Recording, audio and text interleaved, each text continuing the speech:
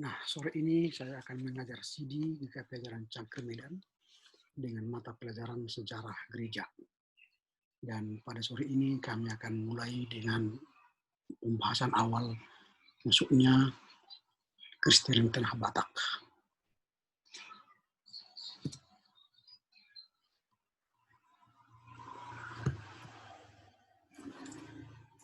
Ya, selamat sore buat Dita. Sehat? Saya Tamang. Ya, kita menunggu teman-teman yang lain ya.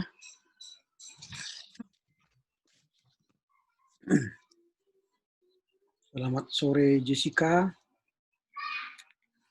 Sore, Amang. Kita tunggu lagi teman yang lain yang akan segera masuk ya.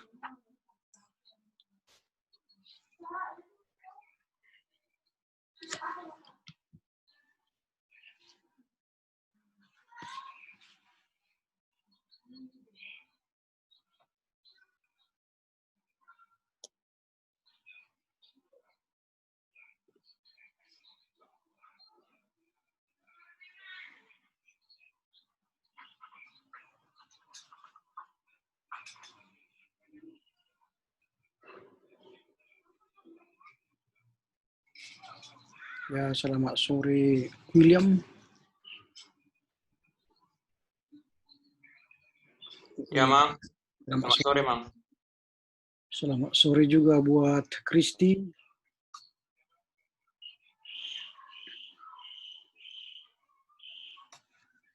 Kita yang sudah hadir saat ini ada Kristi, ada Dita, ada Jessica, ada William ya. Teman-teman yang lain yang sedang kita tunggu, Audrey, Nora sudah masuk. Selamat sore Audrey. Sore, Amang. Masih tunggu teman kita yang lain ya.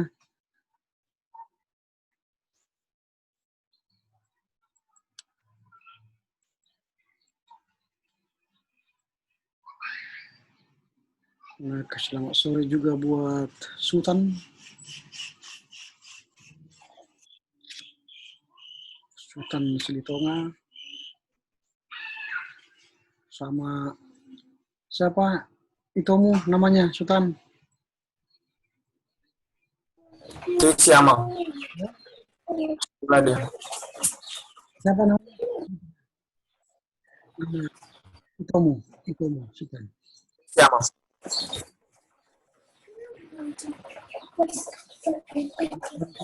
Diana dari Siantar ya, Siantar. Diana. Ya, oke. Ini ada user. Siapa namanya user ini? Nggak disebut namanya. Ada user. Deborah, Mang. Oh, Deborah. Oke. Ini user itu Deborah ya. Oke. Kita sudah hadir semua ya. Baik. Sore ini kita akan masuk pada sejarah gereja. Seperti yang Mang sampaikan kemarin bahwa sore ini kita akan mempelajari mata pelajaran sejarah gereja.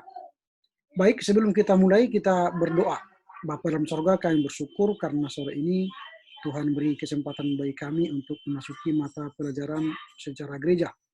Kiranya melalui pelajaran ini kami semakin mengetahui, mengenal sejarah gereja, dan dengan sejarah itu kami mencintai gerejamu yang kami yakini sebagai alat Tuhan untuk membesarkan kami secara iman dan bertumbuh dalam iman. Terpujilah Engkau Bapa demi Kristus Yesus.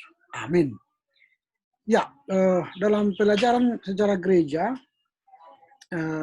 memang kita harus ingat bahwa sejarah itu memang tidak enak ya.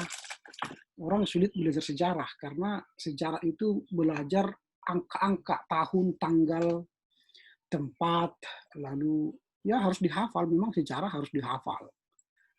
Lalu orang tidak suka sejarah itu karena sejarah itu mengulang masa lalu. Padahal sekarang kita hidup di masa kini. Kalau misalnya orang tua kita mengatakan, dulu kami seperti ini di kampung, dulu kami seperti ini, langsung kita, dulu itu bapak itu di kampungnya, kami sekarang di kota gitu ya. Dulu kami jalan kaki, sekarang kalian bisa naik sepeda motor, jadi itu dulu. Nah sekarang beda, nah, jadi orang tidak suka sejarah. Tapi padahal melalui sejarah kita bisa belajar banyak hal. Maka sejarah itu tidak bisa dilupakan sebagai bagian dari proses yang kita terima hari ini dan juga menuju masa depan. Jadi sejarah itu bagaikan kaca spion, dia kita lihat sesekali ke belakang, tapi kan di depan kita ada kaca yang lebih besar, yaitu masa depan. Nah, kalau kita misalnya naik sepeda motor, ada spion, nah lalu atau kita nak bawa mobil, ada spion kiri kanan, ada spion di tengah. Tetapi yang kita fokuskan bukan kepada spion itu kan, tapi kita fokus pada kaca besar di depan atau apa yang di depan kita. Kalau kita fokus pada kaca spion, lalu setiap mata kita berjalan lihat ke spion terus di kiri dan kanan, kan bisa menabrak orang di depan. Nah, padahal yang lebih baik ialah lihatlah masa depan, tetapi sesekali lihat spion. Itu artinya sembari kita menjalani masa kini dan masa yang akan datang, tapi sesekali lihatlah sejarah. Maka kalau Soekarno mengatakan jangan sesekali lupakan sejarah. Itu namanya jas merah. Itu ungkapan Soekarno. Jangan sesekali melupakan sejarah, jas merah. Jika kita mengetahui sejarah, maka kita menghargai masa lalu dan berjuang masa kini mengukir sejarah untuk membuat sejarah ini menjadi sejarah bagi masa yang akan datang. Nah, jadi belajar sejarah itu mengasihkan, tapi juga membosankan. Nah itu, jadi janganlah meninggalkan belajar sejarah, karena sejarah itu penting. Oke, kita akan masuk pada pelajaran sejarah. Tentu sejarah yang akan kita pelajari ialah sejarah gereja GKPA. Dulu nama gereja kita bukanlah GKPA, tapi namanya Kuria Kristen Batak Protestan Angkol, atau namanya HKBPA. Nah, itu dulu. Lalu dalam perkembangan sejarah, HKBPA itu berubah nama menjadi Gereja Kristen Protestan Angkola, GKPA. Itu pada tahun 1988. 1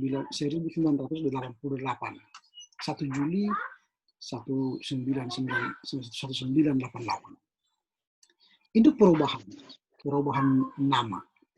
Nah, sejarah itu tentu menjadi sebuah kenangan yang akan kita ingat, hargai. Lalu kita sedang berpikir masa kini untuk. Nah, sekarang kita masuk pada sejarah masuknya kekristenan ke Tanah Batak. Nah, kalau kita membaca di buku yang pelajar studi sekarang, yang ini, kalian sudah baca di halaman 122, di sana dijelaskan bahwa sebenarnya kekristenan masuk ke Tanah Batak itu pada abad ke-7. Abad ke-7 sudah datang kekristenan, namanya kekristenan Nestorian di Vansur. Itu Barus sekarang. Kalau pernah dengar nama daerah Barus. Barus itu Sibolga, Papua Tengah, masuk lagi ke pedalaman. Nanti tembusnya itu ke Parlitan, lalu ke Siborong-borong. Nah, itu daerah Barus. Nama itu Barus karena itu disebut dengan daerah di mana penghasil kapur barus. Kapur barus itu dulu sangat disukai oleh orang-orang Eropa. Maka mereka membuat orang Eropa mengambil kapur barus dan dibawa ke Eropa.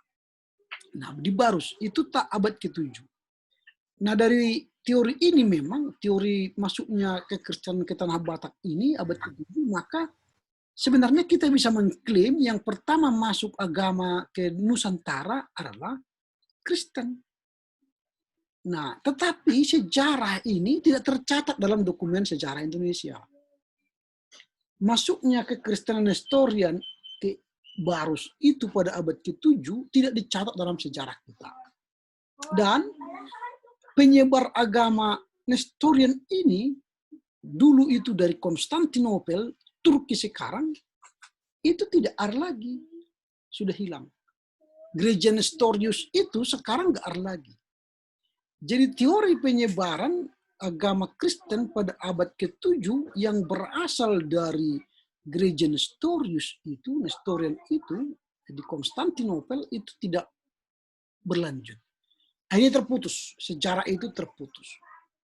Lalu kemudian pada abad ke-19, itu 1811, mulailah kembali masuk penginjilan ke tanah Batak yang pada masa waktu itu diperintah oleh Gubernur Jenderal Inggris di Asia Timur dengan sebuah badan sending namanya Badan Baptist Mission Societies, BMS, yang mengutus Richard Burton, kemudian Nathanael Ward ke daerah Silindung. Nah, tapi mereka kalau kita lihat dalam sejarah ya, baik Richard itu seorang ahli antropologi, artinya dia bukan pendeta. Lalu Nathanael Ward itu ahli kesehatan. Lalu yang ketiga Evan yang bergerak dalam bidang pendidikan, datang dari Padang. Jadi dulu masuknya orang-orang ke tanah Batak itu harus melalui pelabuhan Padang. Dari Padang itulah masuk ke Sibolga, diperkirakan itu ke Barus lagi. Lalu dari Barus itulah masuk ke Silindung. Masuk ke Silindung. Nah, jadi dengan masuknya ke Silindung, maka disitulah mereka mulai melihat daerah Batak. Mulai sebenarnya bukan menyebarkan Injil, tapi mereka secara kalau Baptis itu kan sebuah gereja yang sangat terkenal dengan mengabarkan Injil bukan melalui khotbah gitu, tapi melalui pelayanan masyarakat.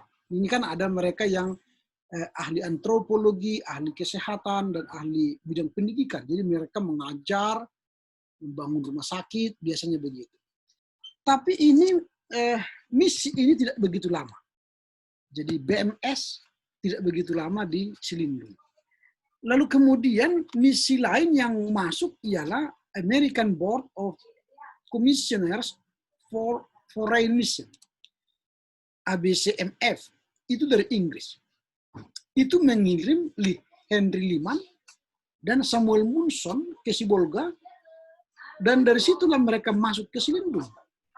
Nah, ini berarti dua badan sending, dari mulai BMS, lalu masuk ke Silindung memberitakan Injil, tetapi Henry dan Liman ini mengalami penolakan. Penolakan apa itu? Ketika mereka tiba di Lobu Pining pada tanggal 28 Juni 1834, mereka ditolak oleh masyarakat setempat, yaitu marga Tobing ya, atau Siwak Pusorannya, Tobing. Tapi banyak marga Tobing lah yang menolak mereka waktu itu di Lobu Pining. Karena ada pengalaman yang tidak baik dengan si botar mata, tanda petik si mata putih. Itu orang Eropa, orang kulit putih. Mereka menganggap bahwa orang kulit putih itu adalah penjajah yang hendak menguasai tanah Batak. Oleh sebab itu dengan datangnya si botar mata itu orang kulit putih tadi, mereka anggap itu musuh Belanda. Wah, Belanda mau menguasai daerah Batak. Udah, bunuh. Nah, mereka bunuhlah Henry Liman dan Samuel Munson di Lobu Pining. Mereka membunuh, tidak hanya membunuh, tapi mereka juga memakan dagingnya Henry Liman dan Munson itu. Nah, maka dikenallah orang Batak sebagai kanibalisme. orang pemakan sesama manusia. Ini yang diceritakan dalam sejarah. Dengan demikian memang sejarah masuknya ke Kristen ke Tanah Batak itu penuh dengan tragedi. Penuh dengan tragedi yang saya katakan tadi, karena pada 1811 itu, 1834 itu, Injil ditolak di Tanah Batak. Nah itu sebabnya berikutnya ya setelah 75 tahun berikutnya, peristiwa tragedi itu dibuatlah peringatan di situ di Luwu Pining. Kalau nanti kalian kalian punya kesempatan pergi ke Luwu Pining ke arah Sibolga sana, kan kalau ke Sipirok kan melalui Tarutung itu ke kiri kan Sipirok, lalu ke kanan itu ke Tarutung, nanti di situ ada Luwu Pining, di situ ada tugu peringatan matinya Liman dan Mumson, dan di tugu mereka itu ditulis darah para martir adalah merupakan benih gereja. Darah para martir merupakan benih gereja. Nah inilah sejarah awal-awal masuknya ke Kristenan. Abad ke-7 tadi itu hilang, tidak ada data, tidak ada bukti, karena gereja yang mengutus itu, yaitu gereja Nestorius itu tidak ada lagi, hilang. Lalu abad ke-19 masuklah BMS, lalu kemudian masuklah ABCMF. Dan setelah itu lama hilang. Lalu masuklah Sending Ermelo, ini dari Belanda. Tadi BMS itu dari Amerika, lalu ABCMF itu dari Inggris. Lalu yang ketiga datang dari Belanda, yaitu Ermelo. Ermelo itu mengutus Gerrit van Assel. Pertama, saya katakan tadi, pintunya masuk dari Padang, karena di sanalah dulu pusat pelabuhan masuknya orang-orang Eropa ke daerah Batak, jadi dari Padang. Lalu dari Padang dia pergi ke Sibolga. Nah, di Sibolga itu di Lumut sekarang dekat Pinang Sori, bandara udara. Nah, di sana dia bekerja sambil opsinar. Opsinar itu adalah pengawas pembangunan jalan di Sibolga, atau kemudian dia pengawas juga gudang kopi yang dibeli pemerintah Belanda. Lalu dengan demikian dia bekerja di sana. Tapi dia tidak sendirian. Oleh Sending Ermelo juga mengutus Dammerboer, Duta Baru. Kalau Sidimpuan sekarang itu Sidimpuan Barat, dari Sedabuan itu ke arah Sibolga, di situ Duta Baru. Itu ditempatkanlah di sana Dammerboer. Kemudian ada Van Dalen Simapilapil. Simapilapil itu sekarang itu tidak ada namanya. Itu sudah jadi hutan. Simapilapil itu daerah Tinjoman ke atas. Tinjoman itu kalau kalian tahu, nanti saya sebut nama-nama itu kalian tidak tahu ya. Tinjoman ke atas itu adalah daerah Simapilapil. Disitulah melayani Van Dalen. Dan yang terakhir adalah Koster. Koster ini di Pargarutan. Pargarutan itu sebelum Sidimpuan. Ada daerah namanya Pargarutan. Nah disitulah Koster. Lalu terakhir sekali ialah Betz. Betz itu di Bunga Bondar. Inilah penginding Sending Ermelo. Dan inilah yang datang pertama ke daerah Angkola. Jadi kalau tadi yang di Barus, lalu di Silindung 2 kali, yaitu BMS dan ABCMF itu di Silindung. Tetapi yang di Angkola, yang mulai itu pertama adalah Sending Ermelo. Sending Ermelo inilah yang memulai pelayanan di daerah selatan, Tapanuli Selatan. Nah, kemudian di nomor 5 pekerjaan sending oleh Sending Ermelo di Angkola Julu. Angkola Julu itulah tadi Huta Baru, Simapilapil, sekarang itu Tinjoman sekarang. Itulah cakupan daerah pelayanan Ermelo. Di sanalah pusat mereka sebenarnya. Dan dari sanalah nanti Van Assel pindah ke Sipiro. Nah, artinya dari pusat, kan dia si Van Dalen ini kan dikatakan di pekerjaan sending oleh Sending Ermelo dan Angkola Julu cukup baik, sehingga banyak yang menjadi percaya kepada Kristus. misionaris yang bekerja di daerah ini antara lain Van Hasselt di Simatorkis, Engin di Pargarutan, dan Weber di Pacur Batu Maracar. Kemudian Darmer Boer membaptis jadi Kristen setelah 25 tahun ia melayani, yaitu Namora Begion Harahap dengan nama baptis Jakob dan istrinya Rahel dan anaknya Andreas dan dengan menantunya Helena. Inilah permulaan sending di daerah Angkola. Nah, kemudian setelah itu datanglah RMG. Jadi ke tanah Angkola itu yang pertama masuk adalah Sending Ermelo. Sending Ermelo ini pusatnya di Belanda, khasnya adalah Calvinis. Ini Calvinis, ajaran utamanya Calvinis. Nanti Calvinis ini seperti kalau di Indonesia ini Calvinis atau di Tanah Batak Calvinis ini GBKP, gereja GBKP Karo itu Calvinis. Kalau di daerah timur itu GKI, GPIB, Gemit itu Calvinis, gereja-gereja Calvinis. Aliran Calvinis, mengapa disebut Calvinis? Mereka yang mengatur gerejanya ialah para presbyteros atau majelis atau sintua.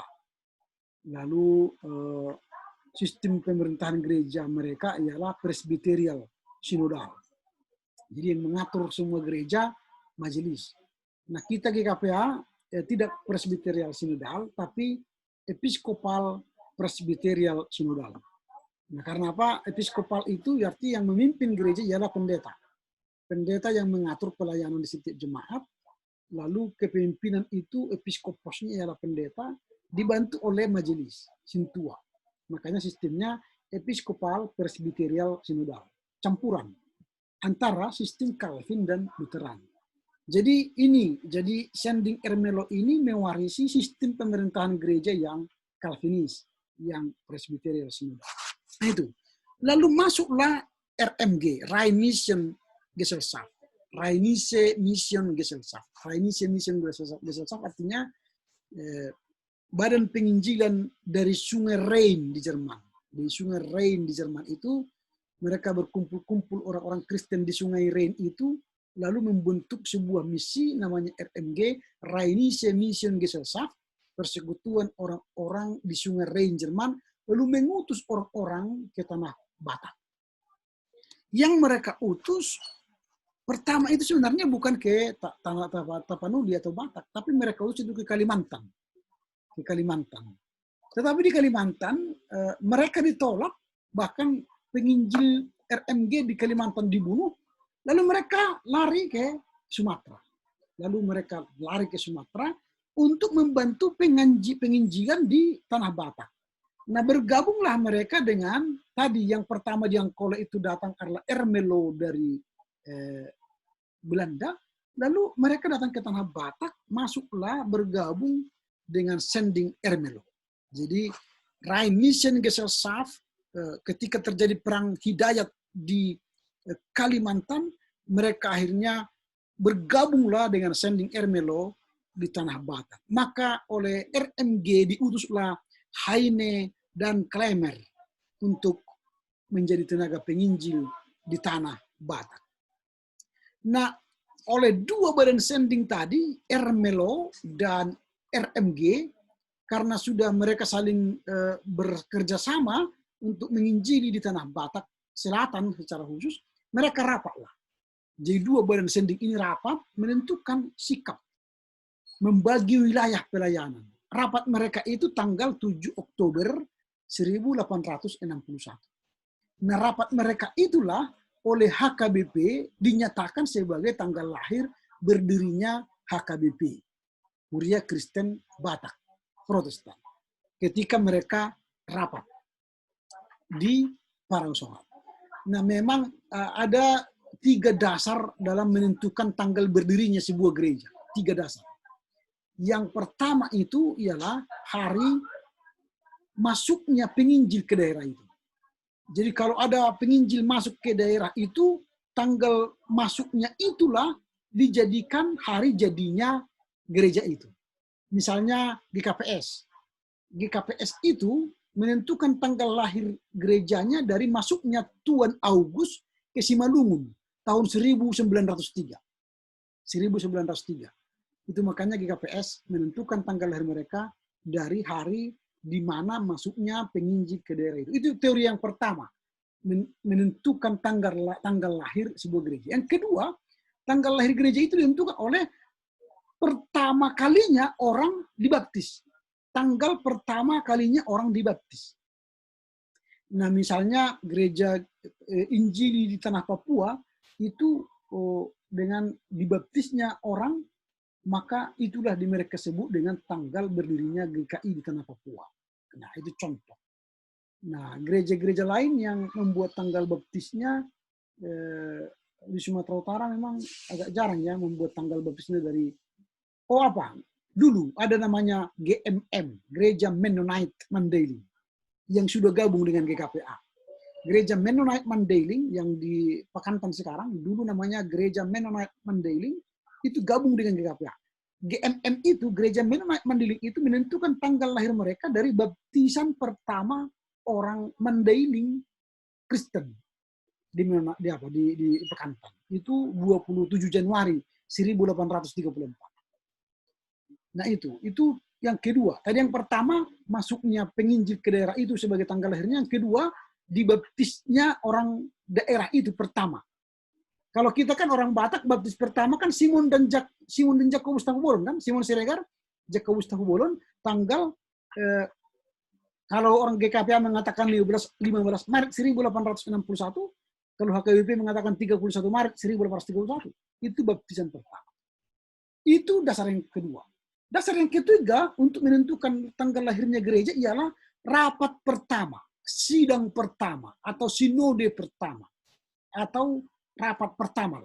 Nah, jadi RMLO dan RMG rapat pertama menentukan pembagian wilayah itu tadi tanggal 7 Oktober 1861. Nah, itulah dijadikan HKBP tanggal lahirnya. Maka HKBP lahir 7 Oktober 1861.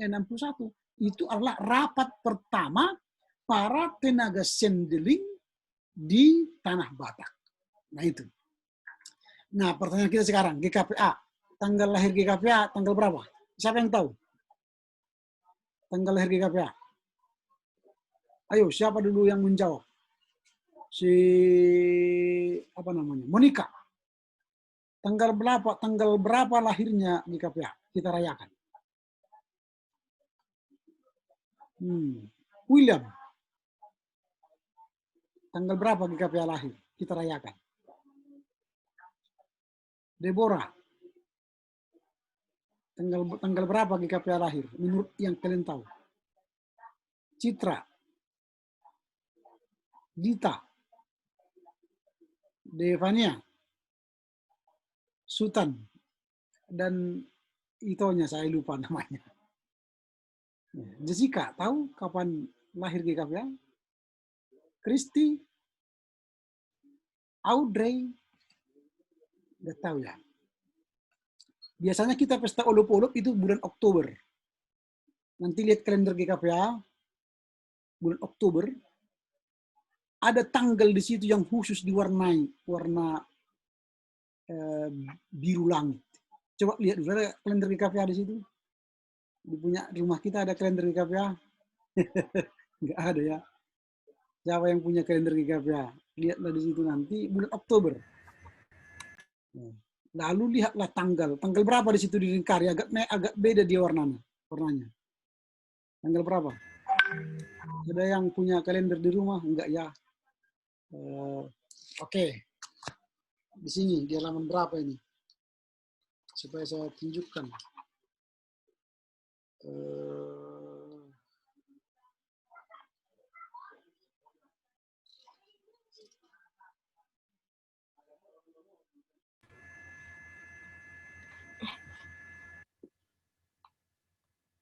Nah,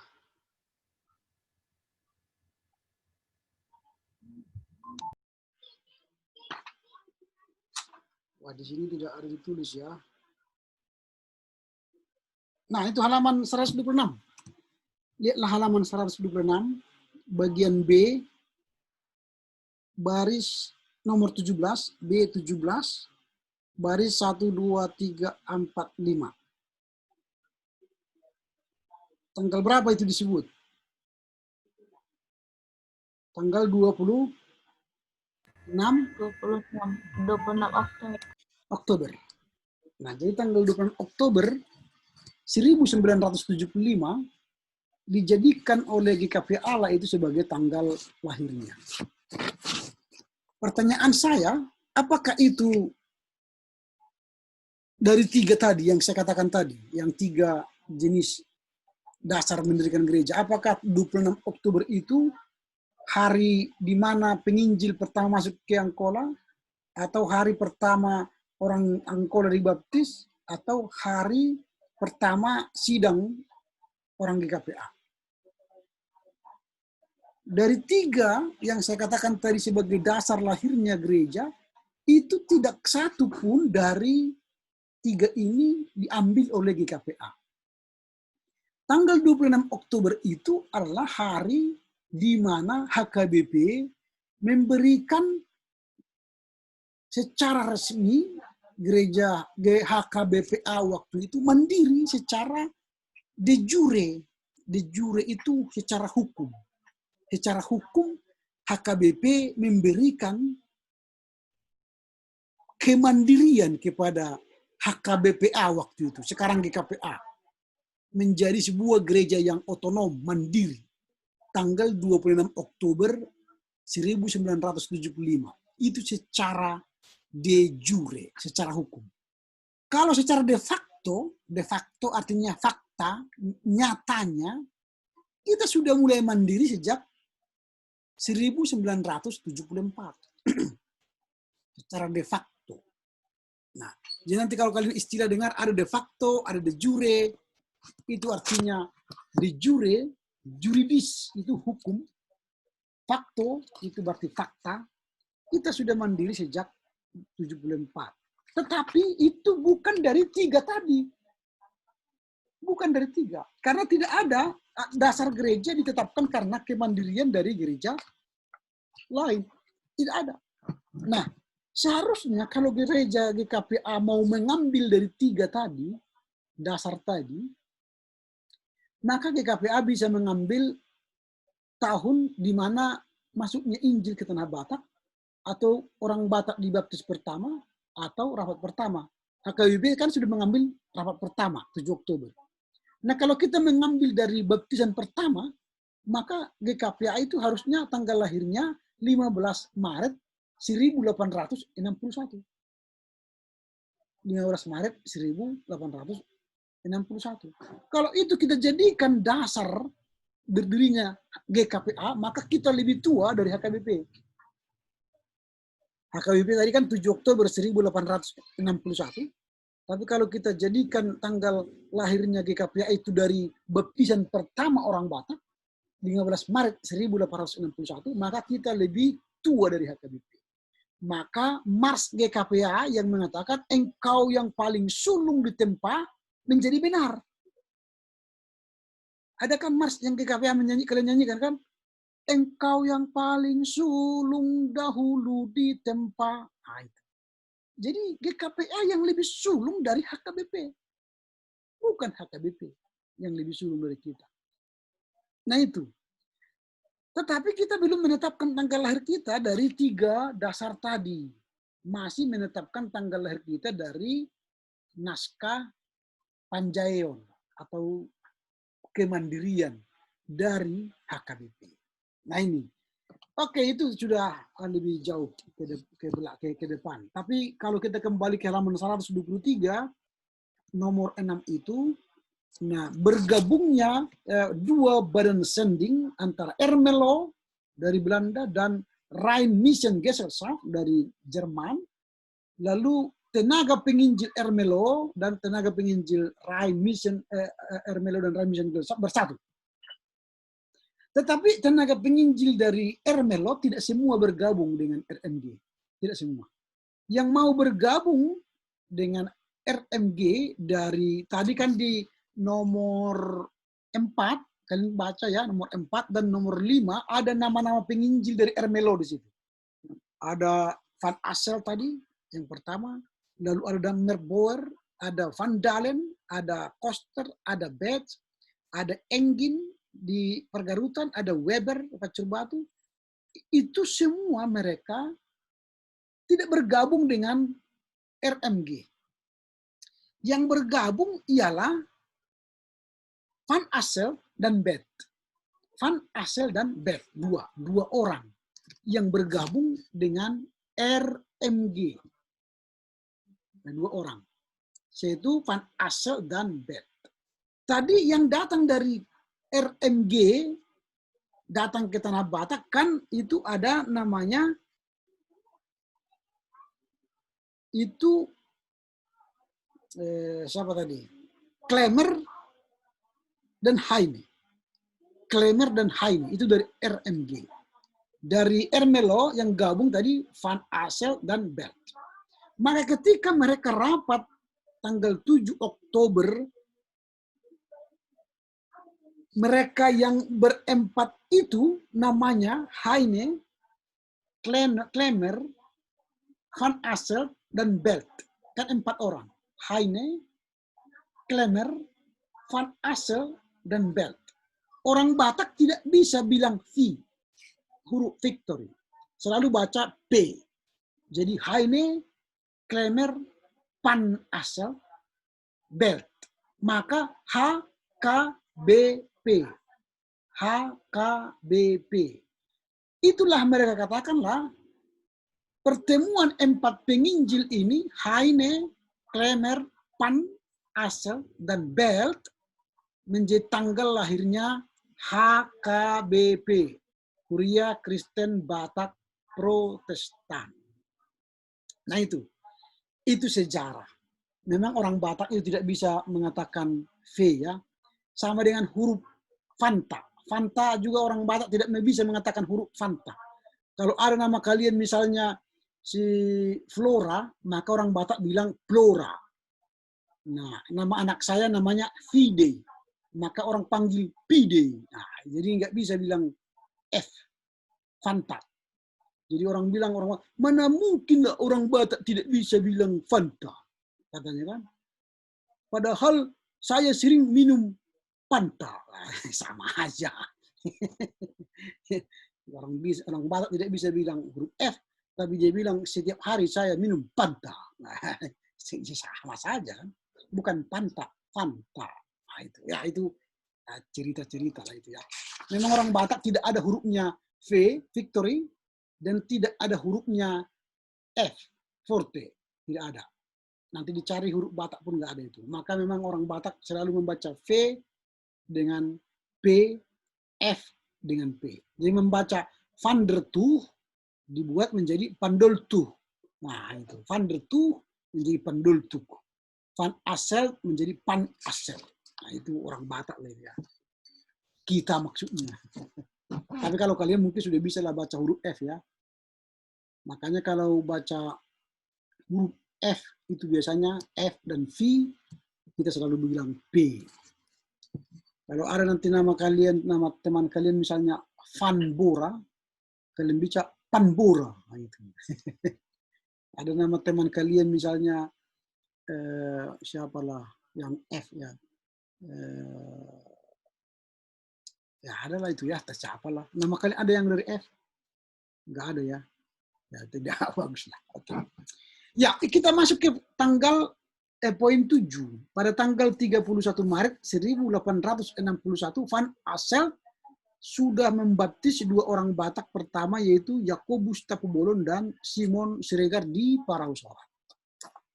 31 Oktober ya.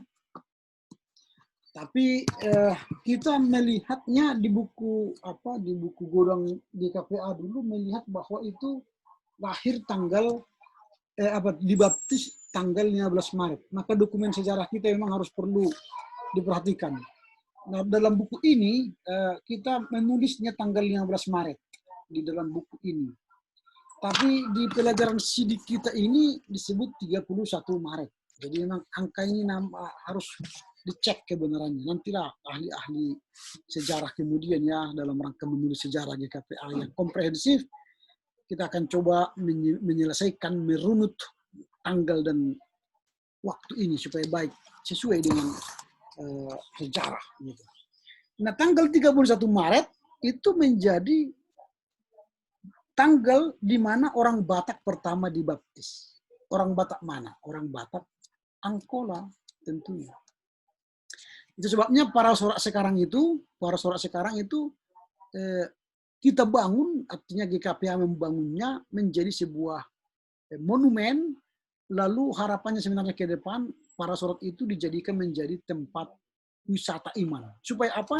Supaya sejarah masuknya kekristenan di tanah Angkola itu tidak hilang, dan tempat di mana orang Batak dibaptis pertama itu pun tidak hilang. Nah itu, jadi itu sedang dibangun sekarang. Sudah ada monumen 150 tahun kekristenan di sana,